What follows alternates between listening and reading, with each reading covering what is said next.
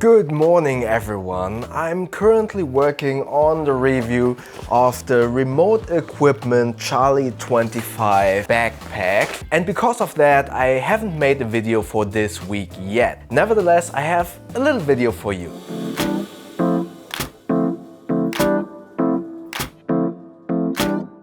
Okay, you might have seen my ethics statement video in which I showcased my Patreon that is supposed to support this channel, and on this Patreon I made Patreon only podcast. Either I talk about all of the stuff that interests us, be it bags and backpacks, travel related topics, everyday carry, but also YouTube related stories. Furthermore, I interview people like Jed from Perfectpack or Tom from Packhacker, and these two interviews you can find on my channel. But to give you a little sneak peek behind the scenes of Patreon, I thought I'd give you two clips of those two interviews with Jed from Perfectpack and with Tom from Packhacker. My first question for you that would go a little bit into that, what are 3 no-go features for you then?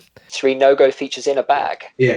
I tell you what, it isn't like a deal breaker, like I won't use this bag, but the thing I've decided I don't like anymore is built-in admin panels. You know, when you get lots of slots for pens and for business cards and things like that.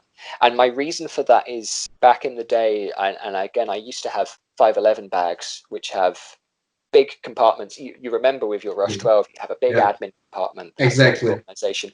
And I would look at that and go, okay, I didn't look at them and think, right, what do I need to carry and where does that go? I would look at the bag and go, what can I put in there? Yeah, exactly. And that's a bad habit. It's a bad habit, and I realized it was a bad habit because I was carrying a deck of cards everywhere. And I was carrying so much stuff just because I had a compartment for it. But it would be great for Magic the Gathering. I loved that game back in the days. For that would be perfect. Oh yeah, that for me has been realizing that was a big change in what I look for in a bag, that I would much rather have a couple of compartments, and then I buy lots of pouches that I can kind of go, right, this holds the pens that I need every day, this holds my USB drives and my batteries and things, and having organization that is versatile like that, rather than no, I can only carry this one thing and I always have to carry it or the bag isn't being used. Other no-goes though, other no-go features. This is a tough question. I should have thought about this. All of the 3 questions are kind of curveballs. Do you know what? I don't like when you have a laptop compartment that is not padded, so it isn't like a proper laptop compartment, but also doesn't work as a hydration compartment. It's so infuriating. Yeah. And it would have been so easy for them to put a little space at the back for a hydration bladder to come out. I don't use hydration bladders very often, even when I'm hiking. I like to have bottles, but to have just that very small addition just seems really obvious.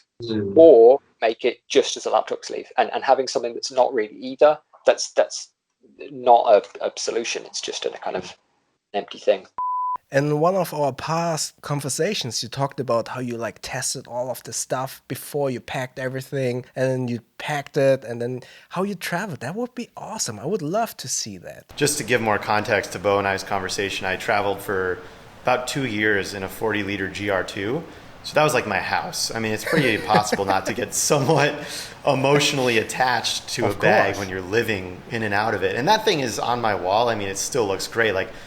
GoRuck just makes some durable, great stuff. I think, a video of that would be cool. But yeah, it is interesting. I mean, I tried the 4 months that I took while gearing up for my trip. I lived out of this bag, basically, and I was constantly flipping in new stuff. And I would just use, even at home at my apartment, I would just use everything I had inside of that bag. Granted, I was downsizing from a really small New York City room. So it was I wasn't living in, suburban America with a massive house and all this furniture. So the downsizing into the 40 liters was probably the easiest it could have been for someone with very little possessions already.